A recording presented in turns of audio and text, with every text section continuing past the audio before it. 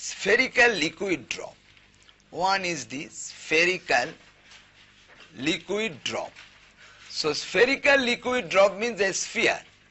That means it is a sphere full of liquid, full of liquid, full of liquid. So if outside pressure is P0, for example, uniform ambient pressure is P0. Uniform ambient pressure is P0. So due to this curvature, because of surface tension, the inside pressure will be Pi. So in the liquid, the pressure generated inside is Pi.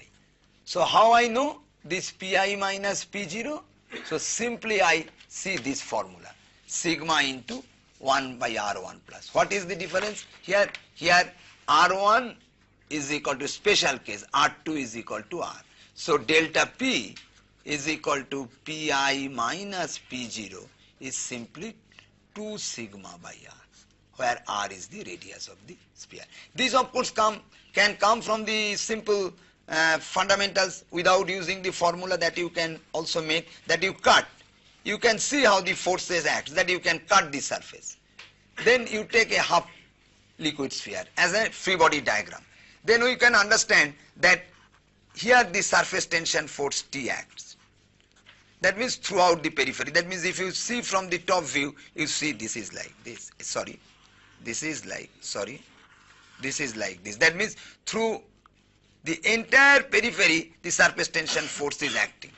And this value of T is sigma into twice pi into R, if R is the radius of the sphere. That means it is in the entire periphery. That means if you cut the surface, this is the liquid, then you get a surface tension force coming as an external force. So these are the external P0 as it is outside, P0, these are the P0 as it is, and pressure force Pi then comes as an external force like this.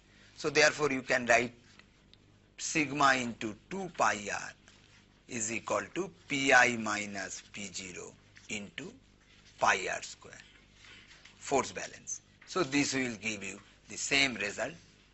It is not necessary to do it from fundamentals, since we know that the general expression that delta P for a liquid surface curved in both the directions as sigma into 1 by R1 plus 1 by R2 is simply, in case of a spherical liquid drop, put that R1 is equal to R2 is equal to R.